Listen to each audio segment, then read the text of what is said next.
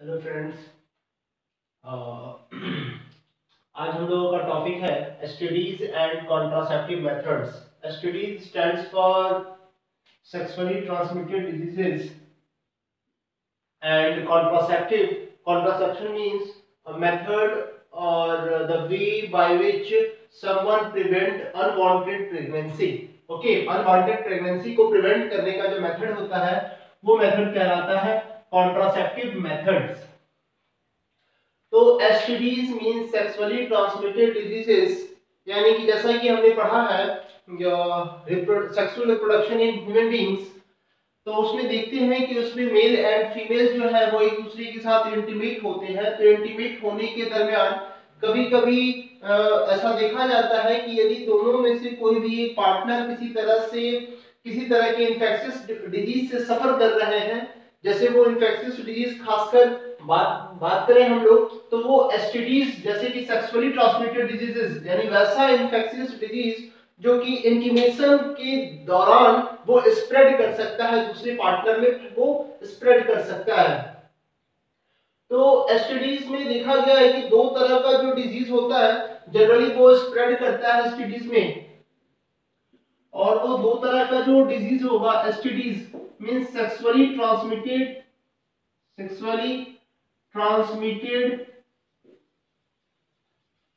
Transmitted diseases.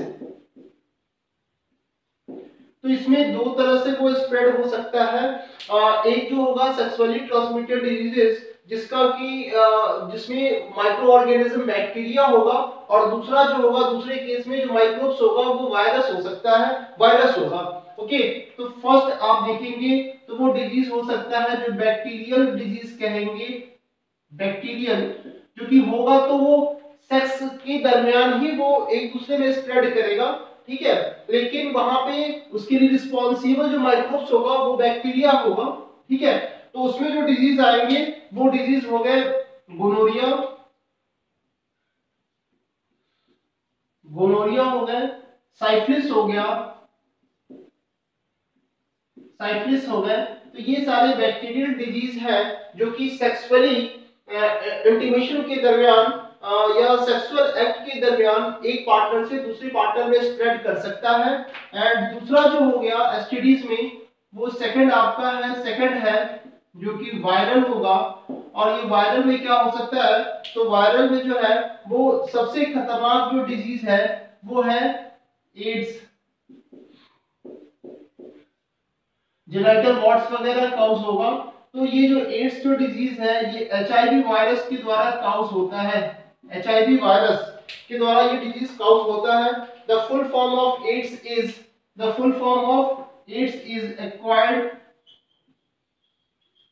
Acquired immuno deficiency,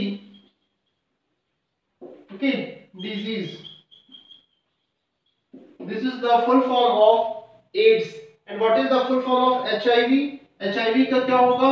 Human Immunodeficiency Virus।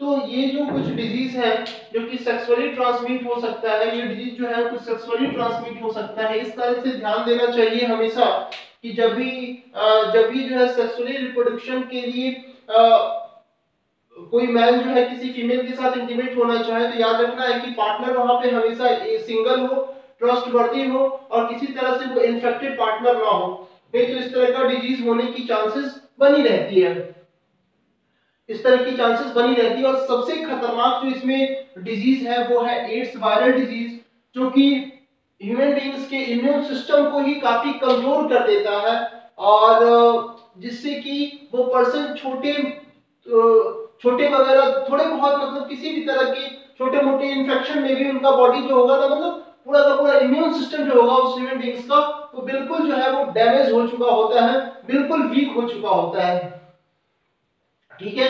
तो ये तो हम लोग एसटीडीज की बात कर लिए। इस कारण से हमेशा ध्यान रखना चाहिए कि लाइफ पार्टनर जो हो वो लॉयल हो, ट्रस्टवर्दी हो, और अननोन पार्टनर के साथ कभी भी इंटीमेट नहीं होना चाहिए, ठीक है। और ये पर्सनल हाइजीन भी मेंटेन करना चाहिए, हमेशा जेनिटल रीजन को, जेनिटल ऑर्गन्स वगैरह को हमेशा साफ रखना चाहिए। किसी भी तरह का इन्फेक्शन हो तो consult to your doctors, doctor से कंसल्ट करना चाहिए। तो ये हो गया एसटीडीज के बारे में। नाउ जो सेकंड टॉपिक हमारा है वो है कॉन्ट्रासेप्टिव मेथड्स, यानी such methods by which unwanted pregnancy is prevented. Pregnancy कहने का मतलब होता है कि इंटिमेशन के दरमियान जो है वो जब मेल जो है अपने सीमेन को फीमेल रिप्रोडक्टिव ट्रैक्ट में रिलीज करता है तो उस समय फर्टिलाइजेशन होने की चांसेस होती है कि यदि ओवम जो है वो स्पर्म्स के साथ फर्टिलाइज कर गया, फ्यूज कर गया, तो फ्यूज करने के बाद जाइगोट बन जाता है और वहां से वो जो फीमेल है वो प्रेग्नेंट मानी जाती है। तो प्रेगनेंसी से बचने का, अनवांटेड प्रेगनेंसी से बचने का क्या क्या मेथड हो सकता है, इस मेथड को आज हम लोग डिस्कस करने जा रहे हैं। तो पहला मेथड हो सकता है natural and traditional methods. Okay, natural and traditional methods. तो इस नेचुरल एंड ट्रेडिशनल मेथड्स में जो फर्स्ट हमारा मेथड है वो है पीरियोडिक एब्स्टिनेंस। पीरियोडिक एब्स्टिनेंस में क्या होता है, जैसा कि हम लोग जानते हैं कि मेंस्ट्रुअल साइकिल का जो स्टार्टिंग डेट है वहां से लेकर 10 to 17 डेज के बीच में ओके ओव्यूलेशन का चांस होता है, मींस ओवम रिलीज होने का चांसेस रहती है, प्रोबेबिलिटी बनी रहती है।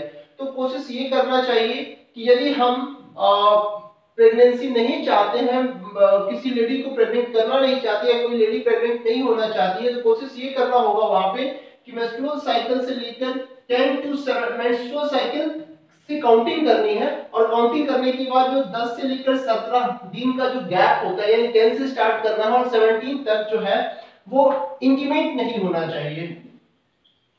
मेल एंड फीमेल को एक साथ इंटीमेट नहीं होना चाहिए, ठीक है।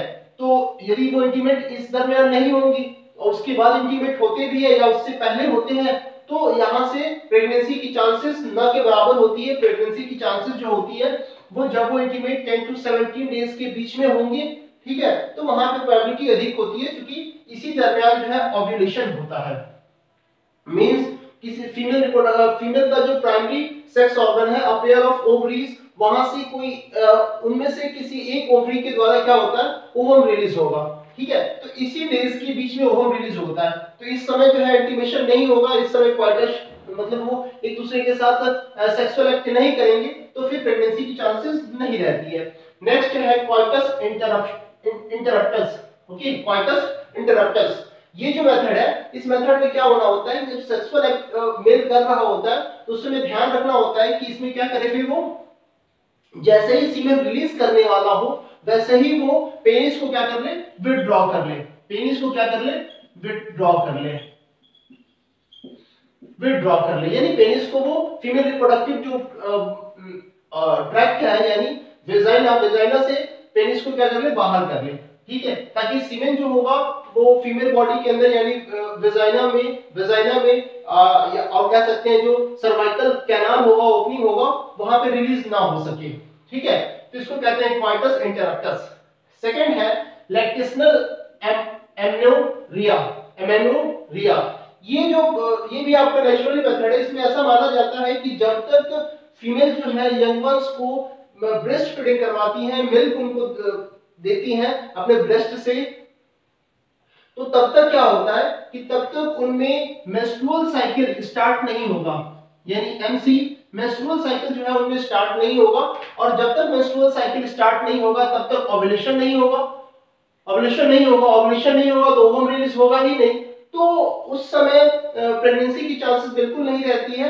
लेकिन एक रफली ऐसा माना जाता है कि यदि मदर जो है वो ब्रेस्ट फीडिंग करवा रही है तो लगभग 6 महीने तक वैसे भी ब्रेस्ट फीडिंग करवानी चाहिए यंग वंस को, और डॉक्टर भी यही कहते हैं। तो लगभग 6 महीने तक जो है ना उनकी प्रेगनेंसी की चांसेस नहीं रहती है यदि वो बच्चे को मिल्क फीडिंग करवा रही है, ब्रेस्ट फीडिंग करवा रही है, तो ठीक है 6 मंथ के बाद चांसेस हो सकती है प्रेगनेंसी की। तो ये हमारा नेचुरल ट्रेडिशनल मेथड हो गया। नेक्स्ट हो गया कि यदि हम बचना चाहते हैं प्रेगनेंसी से, अनवांटेड प्रेगनेंसी से, तो इसके लिए क्या करना चाहिए। तो इसके लिए सेकंड जो हमारा मेथड है वो है बैरियर। कुछ बैरियर का यूज करना चाहिए। बैरियर का यूज करने का मतलब हो गया कि बैरियर का यूज करने का मतलब हो गया कि यहाँ पे मार्केट में बहुत सारी चीज मिलते हैं, जैसे कॉन्डोम्स हो गए। ये कॉन्डोम्स जो है वो मेल के लिए भी अवेलेबल होता है मार्केट में एंड फीमेल के लिए भी अवेलेबल होते हैं, ठीक है। मेल के लिए जो ये कॉन्डोम होता क्या है, तो रबर का मतलब थीन जो है, थीन रबर का ही बना होता है, ठीक है, जो कि पेनिस के ऊपर कवर कर लिया जाता है। मेल के केस में पेनिस को उससे कवर कर दिया जाता है, और फीमेल के लिए जो कॉन्डोम आता है वो कॉन्डोम को वेजाइनल जो ओपनिंग है, पैसेज है, उस पैसेज में उसको डिप कर दिया जाता है, ठीक है। तो ये हो गए कॉन्डम्स। तो इसमें देखेंगे कि जो भी मेल जो है वो सीमेंट को रिलीज करेगा, तो वो उसी पैकेट टाइप स्ट्रक्चर, जिसको कि हम कहते हैं कॉन्डम रबर का बना होता है, रबर के लैटेक्स का बना होता है, ठीक है, और उसी में वो रह जाता है, जिसकी वजह से वो ये फैलोपियन ट्यूब तक सीमेंट या स्पर्म सेल नहीं पहुंच पाएगा, और जब वो पहुंचेगा ही नहीं तो फर्टिलाइजेशन नहीं होगा, फर्टिलाइजेशन नहीं होगा तो प्रेगनेंसी नहीं होगी। इसके साथ साथ कुछ और भी चीजें हैं बैरियर्स में, जैसे डायफ्राम का यूज करना, डायफ्राम का यूज किया जाता है, ठीक है। फिर इसके बाद है सीसी का यूज किया जाता है, ठीक है। सर्वाइकल कैप का यूज किया जाता है, जो कि क्या करेगा, सीमेंट को फीमेल रिप्रोडक्टिव ट्रैक्ट के अंदर जाने ही नहीं देगा, वजाइनल ट्रैक्ट के अंदर जाने ही नहीं देगा। यूटेरस में वॉल्ट का यूज किया जाता है, जो भी प्रिवेंट करता है सीमेंट के एंट्री को। तो ये हो गया बैरियर मेथड। नेक्स्ट है हमारा IUDS, आई इंट्रायूट्रीन डिवाइस। इंट्रायूट्रीन डिवाइस, तो इंट्रायूट्रीन डिवाइस में जो होते हैं, कुछ डिवाइस जो होता है वो खुद से फिट कर लिया जाता है, वो नॉन मेडिकेटेड डिवाइस होगा। जैसे कि बताया आपको लिप्स लूप जो होगा वो नॉन मेडिकेटेड डिवाइस होगा। लिप्स लूप जो होगा वो नॉन मेडिकेटेड डिवाइस होगा। लिप्स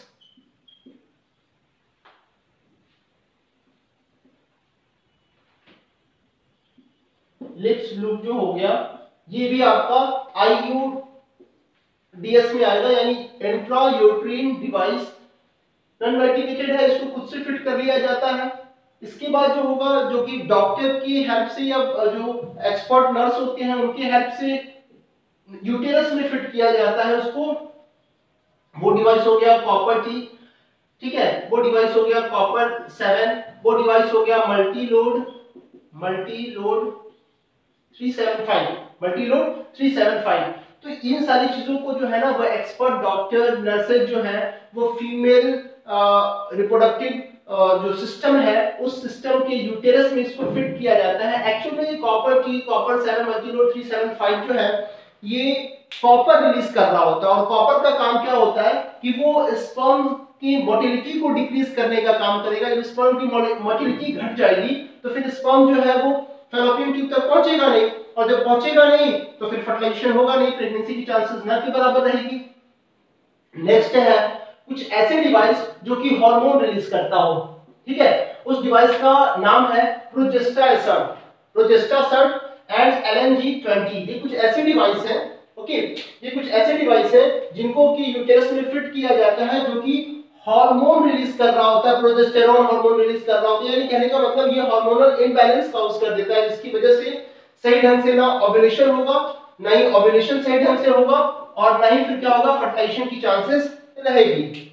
ओके, नेक्स्ट है जो कॉन्ट्रासेप्टिव मेथड्स है वो है ओरल कॉन्ट्रासेप्शन। ओरल कॉन्ट्रासेप्शन का मतलब हो गया कि कुछ चीजों को इंजेक्शन करके, कुछ चीजों को फ्रॉम आउटसाइड से इनटेक करके हम लोग खाकर जो है वो अनवांटेड प्रेगनेंसी से को प्रिवेंट कर सकते हैं। जैसे कि बहुत सारे पिल्स मार्केट में अवेलेबल हैं, ओके, बहुत सारे पिल्स मार्केट में अवेलेबल हैं। तो उन पिल्स को क्या किया जाता है, उन पिल्स को रेगुलर खाया जाता है। बस ध्यान ये रखना होता है कि जो 7 डेज 1 टू जो 7 डेज जो मेंस्ट्रुअल साइकिल होता है उस दरमियान उस पिल्स को नहीं खाया जाएगा, और उसके बाद इस 7 के बाद जो है पूरा 21 डेज इस पिल्स को खाया जाता है, ठीक है। तो इससे भी जो है अनवांटेड प्रेगनेंसी को प्रिवेंट किया जा सकता है। दूसरा एक मार्केट में बहुत फेमस जो है वो पिल्स है, वो है सहेली, ठीक है। तो इसको जो है वीक में एक बार, 1 इन a वीक में कितना, एक सिंगल, ठीक है, सिंगल जो है वीक में वो कंज्यूम किया जाएगा और ये भी जो है वो अनवांटेड प्रेगनेंसी को प्रिवेंट करता है। यहाँ पे एक इंपॉर्टेंट चीज मैं आपको बता दूं, ये जो कॉन्डम है, मेल एंड फीमेल टाइप का जो कॉन्डम है, ये एसटीडी से भी प्रिवेंट करने का काम कर रहा होता है। क्योंकि जब कॉन्डम लगा लेने के बाद क्या होगा कि मेल का जो ऑर्गन है, male organ and female organ direct एक दूसरे के कांटेक्ट में नहीं आता है। इससे क्या फायदा होता है कि जो एसटीडीज है, सेक्सुअली ट्रांसमिटेड डिजीज है, वो जो है स्प्रेड होने से बच जाता है। नेक्स्ट है इंजेक्टेबल एंड इम्प्लांट्स। तो कुछ ऐसे भी मेथड्स होते हैं, ठीक है, जैसे कि उनको इंजेक्ट किया जाएगा या फिर स्किन के नीचे जो है ना इम्प्लांट किया जाएगा। ऐसे मतलब एक्चुअली में वो डिवाइस नहीं होता है, एक्चुअली में वो एक तरह का मेडिसिन ही होगा, ठीक है, जो लगातार क्या रिलीज कर रहा होता है, प्रोजेस्टेरॉन रिलीज कर रहा होता है। उसका नाम आप देखेंगे तो वो होता है प्रोजेस्टोजेन प्लस स्टेरोजन का वो कॉम्बिनेशन होता है। वो स्किन के नीचे इम्प्लांट कर दिया जाता है या इंजेक्शन के थ्रू बॉडी में इंजेक्ट कर दिया जाता है, ठीक है। ये क्या है, प्रोजेस्टोजेन प्लस स्टेरोजन, ठीक है। ये एक तरह का मेडिसिन हो गया, या फिर सिंपली जो है प्रोजेस्टोजेन को भी लिया जाएगा, जो कि हार्मोनल इंबैलेंस काउज कर देगा और जिसकी वजह से क्या होगा, ये प्रेगनेंसी काउज नहीं हो पाएगा। नेक्स्ट जो बहुत इंपॉर्टेंट है मेथड, वो है सर्जिकल मेथड। तो सर्जिकल मेथड में हम लोगों को देखना ये है कि ये जो सर्जिकल मेथड है, इससे बिल्कुल एकदम ऐसा माना जाता है कि इस सर्जिकल मेथड से जो है ना वो परमानेंट स्टेरिलाइजेशन काउज हो जाएगा, ठीक है, एकदम बिल्कुल परमानेंट स्टेराइल हो जाएगा पर्सन, ठीक है। क्योंकि ये सर्जरी के द्वारा क्या कर दिया जाता है, जो मेल रिप्रोडक्टिव सिस्टम है, फीमेल रिप्रोडक्टिव सिस्टम की पार्ट को कट करके उसको वापस बांध दिया जाता है। जैसे ये आपके टू टाइप्स के होंगे सर्जिकल मेथड्स में, एक हो गया वैसेक्टोमी एंड सेकंड क्या हो गया, ट्यूबेक्टोमी। देखिए ये दोनों सर्जिकल मेथड है, ठीक है, ये भी कॉन्ट्रासेप्टिव मेथड्स में आता है, लेकिन ये बिल्कुल परमानेंट हो गया। इसके बाद एक बार जब सर्जरी हो गया तो शायद इससे वापस जो है फिर से यदि चाहा जाएगा कि प्रेगनेंसी हो जाए, ठीक है, प्रेग्नेंट हो जाए, तो फिर चांसेस बहुत कम होती है। वैसेक्टोमी देखिए याद रखने का तरीका, ये वास्ट डिफरेंस वीएस, यानी जब मेल रिप्रोडक्टिव सिस्टम में वास्ट डिफरेंस को, ठीक है, कट करके सर्जिकली उसको कट करके और उसको अलग अलग बांध दिया जाता है, टाइट करके उनको दोनों को सेपरेट कर दिया जाता है, जिसकी वजह से पैसेज जो हो गया, पाथवे जो हो गया वो क्लोज हो गया। तो पाथवे क्लोज हो जाएगा तो फिर क्या होगा, सीमेन जो है वो यूरेथ्रा के थ्रू फीमेल रिप्रोडक्टिव ट्रैक्ट में नहीं मूव कर पाएगा, नहीं जा पाएगा वहां पे। तो ये हो गया वैसेक्टोमी, यानी जब मेल के वास्ट डिफरेंस को कट कर दिया जाए सर्जिकली, तो उस प्रोसेस को कहते हैं वैसेक्टोमी। एंड ट्यूबेक्टोमी, जो ये ट्यूब वर्ड है ना, इससे समझना है, ये ट्यूब जो हो गया वो कहां से आया, तो वो आया फैलोपियन ट्यूब से।